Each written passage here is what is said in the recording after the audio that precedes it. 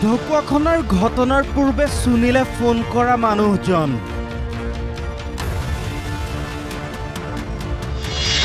ভয়ত copy copy সেই লোকজনক কি কৈছিল সুনীলে তদন্তত সহায়ক হ'ব। সুনীলে ফোন কৰা মানুহজন ঢকুৱাখনৰ এনকেটিভিৰ সংবাদদাতা পুলকজ্যোতি বৰাৰ লগত প্ৰতিদিনে নতুন টুইষ্ট। তদন্তৰ দায়িত্ব অপৰ্ণা নটৰাজন নেতৃত্বাধীন লখিমপুৰ আৰক্ষীৰ পৰিৱৰ্তে CIDক অৰ্পণ কৰাত আশাৰ ৰেঙনি সুনীলৰ পৰিয়াললৈ।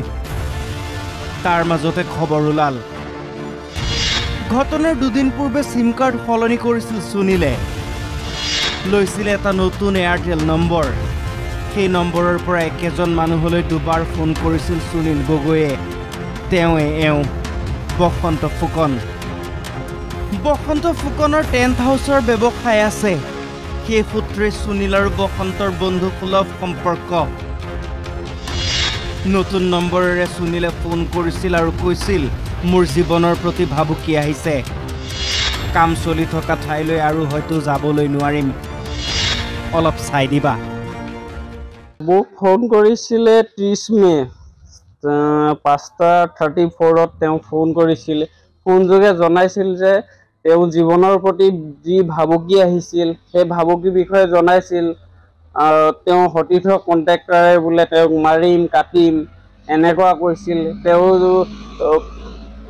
কামৰ নাম লৈছিল নেকি সেই বিশেষ ব্যক্তিজনৰ? তেওঁ কোনো নাম লোৱা নাছিল। তেওঁ কৈছিল মোৰ জীৱনৰ প্ৰতি ভাবুকি আহিছে, মই কামৰ জেগাত এতিয়া যাব নোৱাৰিম চাগে, কাম চাম অকণমান চোৱা চিতাও কৰি দিব লাগিব এনেকে বুলি কৈছিল। তেওঁ 30 মেৰ 5:34 ফোন কৰিছিল সুনীলে। পুনৰ 31 মেৰ নিশা 10:35 ফোন কৰিছিল বসন্তলৈ। দুয়োবাৰে একেটাই কথা, ভয়, সতীৰ্থ ঠিকাদাৰলৈ ভয়।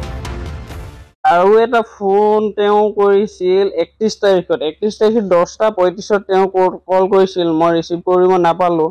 তাৰ পৰা মই কৰিলোঁ। মই কৰাত তেওঁ তেতিয়া কৈছিল তোমাক মই 1 তাৰিখে লগ কৰিম।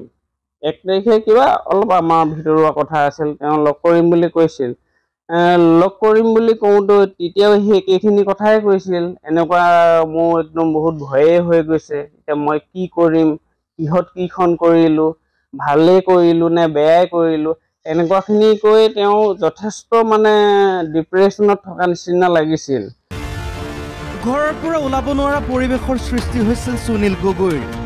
ব্যৱসায় আৰু কৰ্মসূত্ৰে প্ৰায় সুনীলে লেনদেন কৰিছিল বসন্তৰ লগত। লেনদেনত কোনোদিনে কোনো খেলি মেলি নকৰা সুনীলে নতুন নম্বৰটোৰ লগত সংলগ্ন কৰিছিল সকলো বেংক একাউণ্ট। সেই নম্বৰৰ পৰাই ফোন কৰি 1 জুনত বসন্তক লগ পাব বুলি কৈছিল, কিন্তু নাপালে। নামটো লোৱা নাছিলে, কিন্তু সতীৰ্থ কণ্ট্ৰেক্টাৰখিনিয়ে মোৰ ওপৰত ফায়াৰ বুলি কৈছে।